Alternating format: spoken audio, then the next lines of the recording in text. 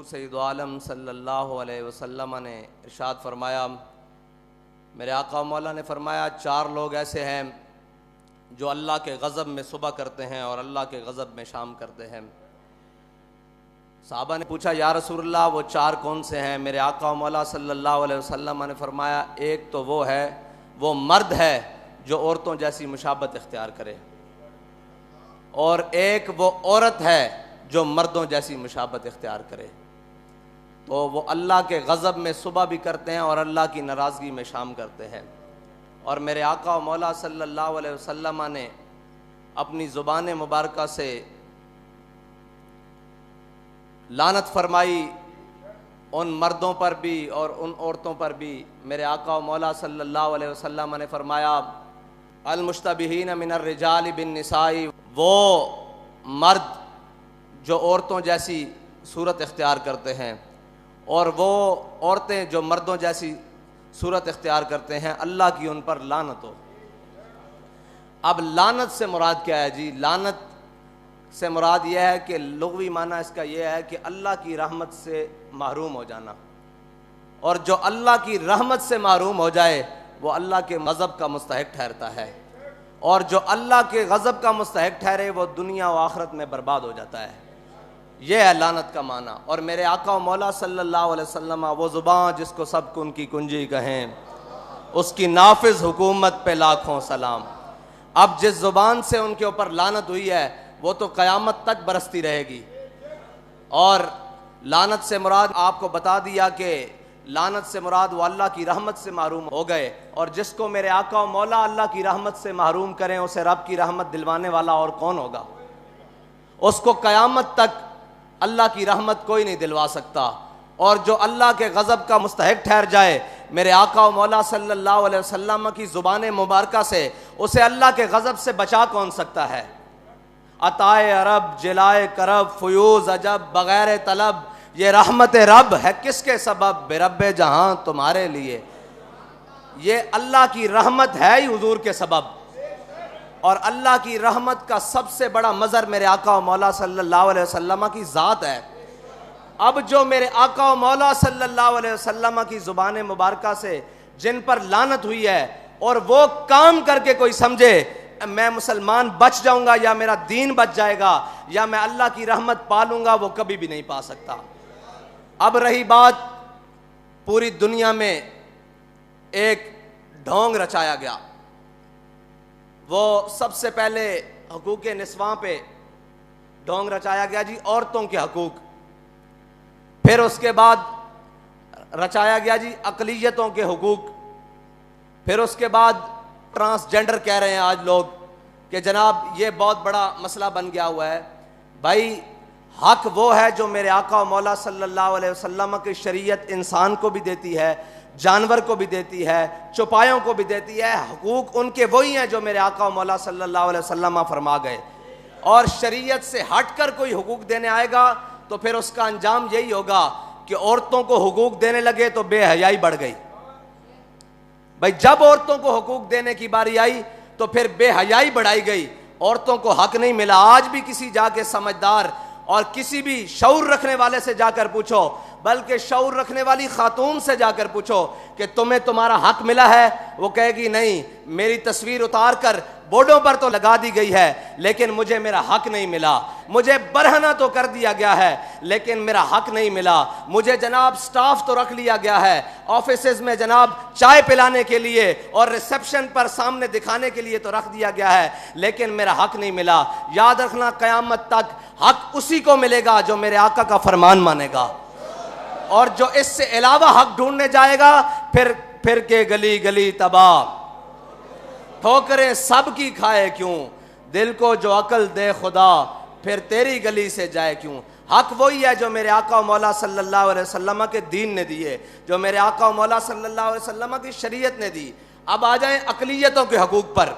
جب اقلیتوں کے حقوق کی باری آئی تو صحابہ کرام کے قیادت میں ایک قلعہ جسے میرے آقا و مولا صلی اللہ علیہ وسلم کے غلاموں نے فتح کیا، اور وہ قلعہ جب فتح ہو گیا تو تھوڑی دیر بعد پیچھے سے لشکر کا پیغام آیا کہ یہ ہمیں قلعہ جو ہے نا جسے ہم قلعہ بولتے ہیں، یہ جو قلعہ ہے یہ اس کو دفاعی اعتبار سے چھوڑنا پڑے گا تھوڑی دیر کے لیے. ہم یہاں سے چھوڑ کر آگے جائیں گے فوجیں لے کر. تو وہ جو قلعہ تھا نا وہ عیسائیوں نے جنگ کر کے نہیں مسلمانوں کے حوالے کیا تھا، بلکہ انہوں نے رضاکارانہ طور پر جزیہ قبول کر کے اور کہا تھا ہم جزیہ دیں گے، آپ یہاں آ جائیں، اپنا نظام بنا لیں.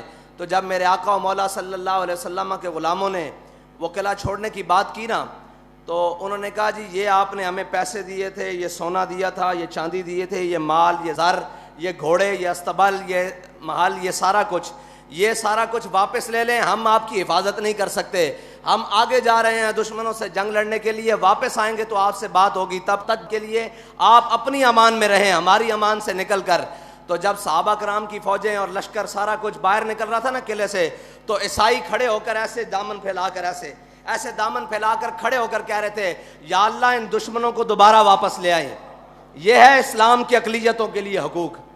وہ قلعے کی دیواروں پر کھڑے ہو کر کہہ رہے تھے کہ یا اللہ ان دشمنوں کو دوبارہ بھیجیں، یہ دشمن نہیں، یہ تو ہمارے محافظ بن کر آئے ہیں. اسلام اقلیتوں کو اس طرح حقوق دیتا ہے. لیکن جب ان گماشتوں نے، ان یہود و نصارہ کے ایجنٹوں نے اقلیتوں کے حقوق دینے کی بات کی اور عالمی ایجنڈے کو اپنے گلے میں پہنا، تو پھر کیا کیا؟ پھر یہ کیا کہ جب ان کو حقوق دینے کی باری آئی تو جو سب سے بڑا گستاخ تھا، جس کو عیسائی بھی قبول نہیں کرتے، جس کو یہودی بھی قبول نہیں کرتے، جس کو دنیا کا کوئی مذہب میں رکھنے والا قبول نہیں کرتا، انہوں نے اس کو حقوق دلوا کے جہازوں میں بٹھا کے باہر کے ملک بھیجا ہے. بھائی گستاخ کے لیے اقلیت ہے، یہاں اقلیتیں بس رہی ہیں، یہاں ہماری گلیوں میں، کوچوں میں صفائی، روڈوں پر صفائی، اقلیتیں بڑے بڑے کام کرتی ہیں، یہاں ہمارے دفتروں میں موجود ہیں، ہر کام کے لیے ہر جگہ موجود ہیں. ان کے حقوق کی بات کرو، تمہیں گستاخ کے حقوق کے ساتھ کیا ہے؟ اس کا مطلب ہے عالمی ایجنڈا یہ تھا کہ اقلیتوں کو کوئی مسئلہ نہیں، اقلیتوں کی آڑ میں گستاخان رسول کو چھڑوانے کا مقصد تھا. یہ ہے اقلیتوں کا حقوق. اب رہ گئی بات جناب ٹرانسجینڈر کو حقوق. ان کو حقوق دینے کا مسئلہ نہیں ہے، ان کی آڑ میں شریعت کے ساتھ ٹکرانے کا مسئلہ ہے. بھائی کائنات میں کسی کا بھی حق ہو، وہ میرا ذاتی حق کیوں نہ ہو، وہ کسی کا ذاتی حق کیوں نہ ہو، جب وہ شریعت سے ٹکرا جائے گا اس کا حق رہے گا ہی نہیں. تم نے ان کو حق دینا ہے تو ان کو شریعت سے ٹکرا کر تو نہیں دے سکتے. تم کم از کم ہمارے جیتے جی تو تم ان کے ساتھ شریعت کے ساتھ ٹکرا کر ان کو حق نہیں دے سکتے.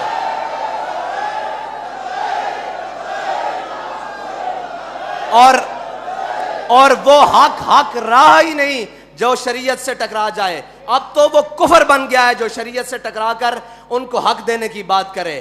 اور اس کفر کو جناب بات کرنے کی یا اس کفر کو نافذ کرنے کی بات کرے گا تو پھر اسلام کے سپاہی اس کے سامنے کھڑے ہو جائیں گے انشاءاللہ. اور انشاءاللہ پھر اس طرح کھڑے ہوں گے جس طرح فیض آباد میں کھڑے رہے ختم نبوت کے لیے، اور پھر اس طرح کھڑے رہیں گے جس طرح وزیر آباد میں جناب ناموس رسالت پر پہرا دینے کے لیے کھڑے رہے. خبردار جو شریعت سے ٹکرائے گا. ہمارے بڑوں نے اس ملک میں قربانیاں تمہاری عیاشی کے لیے یا شریعت سے ٹکرانے کے لیے نہیں دی. ہمارے بڑوں نے قربانیاں اس ملک میں اس لیے دی تھیں کہ اس ملک کا نظام لا الہ الا اللہ محمد رسول اللہ کے مطابق چلے گا.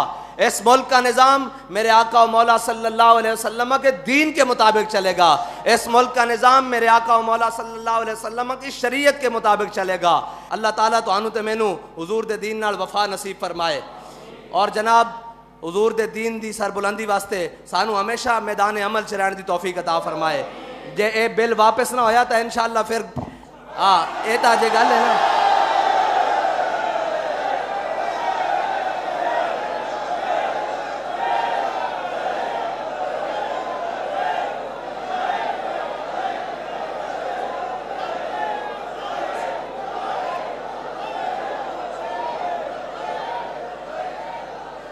تسی اس نو حقوق دین دا اور بھی مطلب ہے شریعت نال ٹکرا کے دینے. شریعت نال ٹکران تو پہلے تو ساڑے نال ٹکرانا پے گا. جدو اسی مک گئے پھر تہاڈا جو مرضی دل کرے.